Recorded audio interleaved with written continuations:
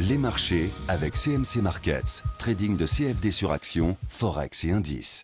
Salut, c'est Trado, content de vous retrouver pour la mise à jour quotidienne de l'indice parisien et on va commencer par les nouvelles du front grec avec des nouvelles cette fois-ci plutôt rassurantes puisque même si ça ne change pas grand-chose au cœur du problème, les marchés ont décidé de voir d'un bon œil le fait qu'il y ait eu un prolongement du plan d'aide à la Grèce. Et donc du coup les investisseurs ont décidé d'acheter la nouvelle comme on dit, même si l'autre nouvelle provenant cette fois-ci de l'économie allemande avec des chiffres un petit peu décevants du climat des affaires, l'indicateur IFO ont pris un petit peu au dépourvu les investisseurs, mais ça a juste entraîné une érosion de la hausse, entraîné de baisse à proprement parler. Maintenant, il est clair que les investisseurs ont en ligne de mire deux événements qui risquent effectivement soit de renforcer la hausse, soit de vraiment glacer les velléités haussières. Ça va être justement les propositions grecques qui doivent arriver et qui justement sont la contrepartie du prolongement du plan d'aide. Et l'allocution de Madame Yellen mercredi, qui normalement devrait pas surprendre, mais bon, il faut s'attendre à tout. Et du coup, les volumes ont été un petit peu pénalisés aujourd'hui. On va commencer avec l'histoire de la vague de Wolf, qui a été l'objet de beaucoup de mails qu'on m'a envoyé. Bon, alors là, on n'a pas eu le signal d'entrée en action, puisque bon, comme j'explique dans mon e-book, il y a cette histoire de 3 pics successifs, 1, 3, 5, etc. Mais pour déclencher le trade, il faut un signal sur l'indicateur. Le signal sur indicateur, notamment le CCI, n'est pas venu, sinon j'en aurais parlé. Et donc, on va simplement se contenter d'enlever tout ça, puisque, en gros, le système était en place, mais on n'a pas eu le détonateur. Donc, on enlève ça. C'était un coup pour rien. Mais en tout cas, quelque chose me dit qu'on risque d'avoir une nouvelle vague de Wolf à confirmer un petit peu plus tard. Et c'est même beaucoup plus évident, cette pression haussière lorsqu'on rend compte qu'on vient de faire encore un T1. Regardez ici. Alors ça se joue sur l'épaisseur du trait, mais on a bien une clôture au-dessus de la Bollinger supérieure. Dans un contexte où la Bollinger supérieure et la Bollinger inférieure divergent, vous savez ce que ça veut dire. Ça veut dire qu'on a plus d'une chance sur deux demain de faire une nouvelle clôture au-dessus de la Bollinger supérieure. Ça n'arrête pas, la pression haussière est vraiment flagrante. Et toutes les nouvelles sont achetées à moins qu'elles soient véritablement très graves. Et même quand elles sont graves, on décide à la première rumeur finalement de donner une chance à la hausse. Et c'est encore ce qui se passe aujourd'hui. Donc on a tous les voyants qui sont verts une fois de plus. On est au-dessus du super trend, on est au-dessus de la moyenne mobile à 20 séances, etc. Également, et ça j'en parle parce que ça va être l'objet du webi de mercredi. Le système Ichimoku est toujours au vert lui aussi, puisqu'on est au-dessus du nuage, au-dessus de la Tenkan, au-dessus de la Kijun.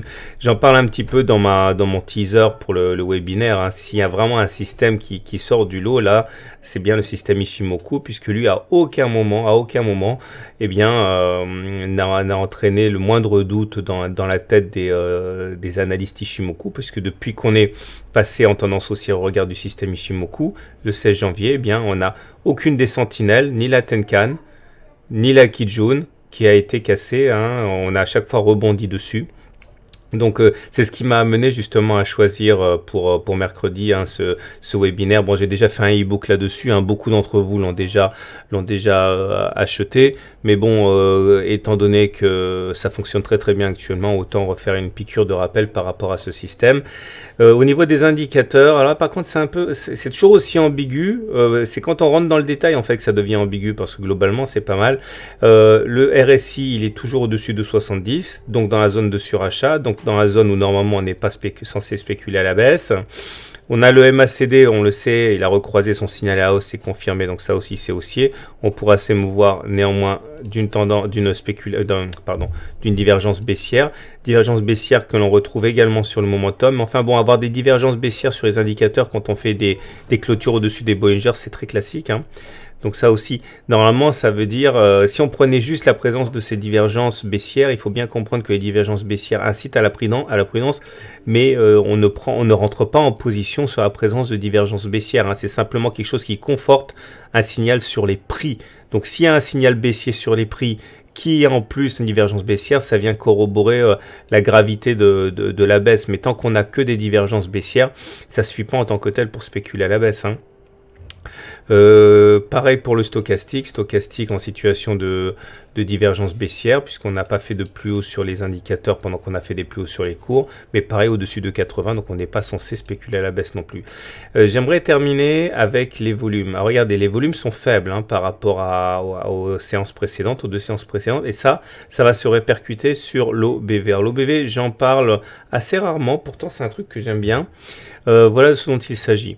Donc pour faire simple, hein, pour être caricatural, on va dire que lorsqu'il y a une hausse des cours et qu'il y a une hausse des volumes, c'est bien, ok, et ça confirme le mouvement. Et le problème de la divergence va intervenir lorsque justement on va avoir une hausse des cours, mais il ne va pas y avoir une hausse sur l'OBV. Clairement, les cours montrent une certaine conviction haussière, mais l'OBV qui tient compte des volumes, lui, ne fait pas de plus haut, donc ça veut dire qu'on monte un petit peu dans le vide, hein, sans volume. Regardez un exemple clair ici sur le CAC.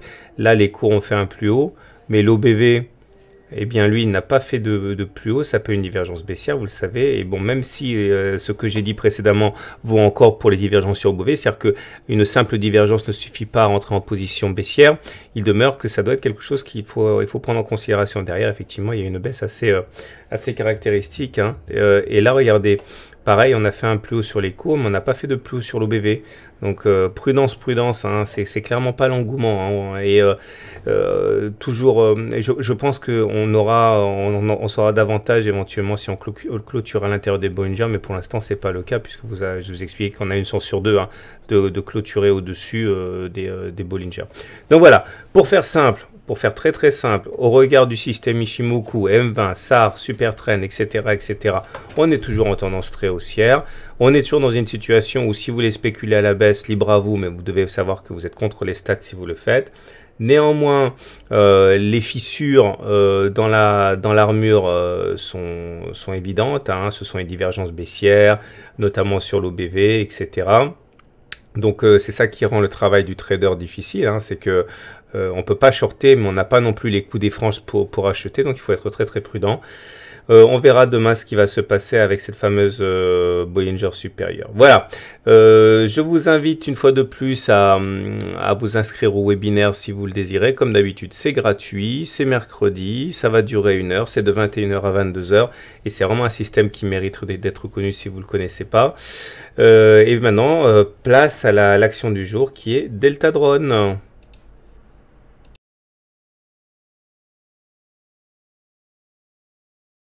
Alors, chose promise, chose due, voilà l'analyse technique de Delta Drone qui m'a été demandée plus d'une trentaine de fois sur le forum Boursorama et par mail. Et là, à ce niveau, pas grand-chose de neuf depuis la dernière analyse, hein, puisqu'on avait déjà ce graphe-là que je n'ai même pas retouché. Force est de croire que, force est de voir, de constater que, eh bien, on est toujours en tendance fondamentalement baissière, puisque regardez, au regard du système Ichimoku, on est sous le nuage. Ça, c'est le nuage. Alors attention, j'ai oublié de le préciser, hein, on est en unité de temps hebdomadaire, hein, donc chaque bougie correspond à une semaine de cotation. Et on voit que on est en dessous du nuage, et tant qu'on sera sous le nuage, on sera en tendance baissière, hein. On est passé sous le nuage à ce moment-là, et globalement, ben, on a décru, hein, depuis le passage sous le nuage de 8 € jusqu'à 0,66 €. On a connu une séquence de hausse, mais on est venu se heurter justement lors de cette bougie au nuage lui-même, qui a bien joué son rôle de résistance malheureusement, et qui s'est révélé intraitable, catapultant les cours vers le bas. Donc clairement, au regard du système Ichimoku, tant qu'on se maintiendra sous le nuage, donc tant qu'on se maintiendra globalement en dessous de 4,3, ok, eh bien on sera toujours en tendance baissière. Si on arrivait à clôturer à l'intérieur du nuage, on basculerait en tendance neutre, mais pour l'instant, nous n'y sommes pas encore. Les résistances à la hausse seront la Tenkan, ici, dans un premier temps, et la Kijun, hein, qui sont les deux sentinelles du système Ishimoku. Il faudrait déjà réussir à passer au-dessus de la Tenkan, ce qui nous permettrait de pérenniser un rebond technique, mais pour l'instant, on n'y est pas. Alors, j'ai quand même gardé le meilleur pour la suite, puisque il y a quand même des éléments qui sont encourageants. Tout d'abord, au regard du système de Do, de la théorie de Do, on voit que tout se passe de manière à peu près similaire jusqu'à voilà, janvier à peu près. Clairement, les pics sont descendants et les creux sont descendants. Et quand les pics et les creux sont descendants, ça s'appelle une tendance baissière au regard de la théorie de Do. Or, regardez ce qui s'est passé lors de la semaine du 12 janvier. Il s'est produit ce qu'on pourrait éventuellement espérer être un creux qui ne soit pas descendant mais ascendant. Clairement, il est plus haut que le précédent creux. Ce qui veut dire qu'on est en train de nourrir les espoirs que la tendance soit en train de se retourner. Si on arrivait à passer, à rebondir et à passer au-dessus des 10 €, eh bien on inscrirait à la fois des creux ascendants et des pics ascendants et on basculerait en tendance haussière au regard de ce système. Pour l'instant, on en est très loin, on est à 4 €. Mais bon, si ce à quoi on assiste là est effectivement un début de tendance haussière, les prémices d'une tendance haussière avec des creux et des pics ascendants, ça pourrait être encourageant. Mais bien sûr, vous l'aurez compris, il y a un impératif, c'est de ne pas passer en dessous des 3,9 € pour maintenir ce scénario crédible. En tout état de cause, ça ne serait pas passer en dessous des 0,7 € puisque c'est justement le précédent plus bas. Autre élément plutôt favorable, c'est la moyenne mobile à 20 semaines ici, qui, comme vous pouvez le voir, est en dessous des cours. Quand on était en dessous de la moyenne mobile à 20 semaines, on était, au regard de la théorie des moyennes mobiles, en tendance baissière. Regardez, lors de l'attaque qu'il y a eu cette semaine, 3 mars, on a échoué à repasser au-dessus. Et on a enfin réussi à passer au-dessus le 10 novembre, là. Et depuis, eh bien, cette moyenne mobile à 20 semaines, au lieu de jouer un rôle de résistance à la hausse, elle joue un rôle de support à la baisse. Elle a bien retenu les cours ici et également là. Donc, il ne faudrait absolument pas casser ça à la baisse. Pour l'instant, on peut toujours nourrir l'espoir que cette moyenne mobile à 20 semaines joue son rôle de support comme elle a joué la semaine du 9 février et la semaine du 12 janvier. Et en tout état de cause, il ne faudrait pas clôturer en dessous des 3,7 qui correspond à cette moyenne mobile à 20 semaines. Donc, si on regarde maintenant les indicateurs techniques, on voit que le momentum commence à adopter une pente qui est assez déplaisante puisqu'il vient de basculer négatif. Ça veut dire que la force baissière commence à l'emporter sur la force haussière. Et je n'aime pas du tout le fait que les volumes soient de plus en plus faibles, qu'il y ait une sorte de désertion du carnet d'ordre de Deltadron. Ça, c'est pas forcément bon quand on voit que les intervenants, les investisseurs délaissent une valeur. En tout cas, pour résumer, au regard de la théorie d'Ishimoku, on est en tendance baissière tant qu'on est en dessous des 4,3, c'est-à-dire tant qu'on est en dessous du nuage.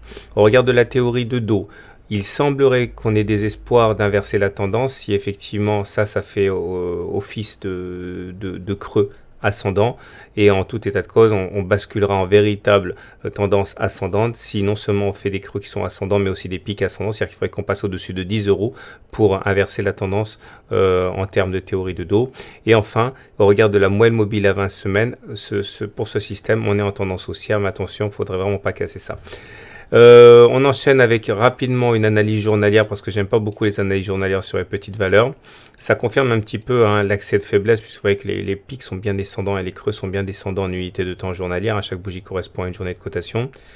Là également, on est en dessous du nuage.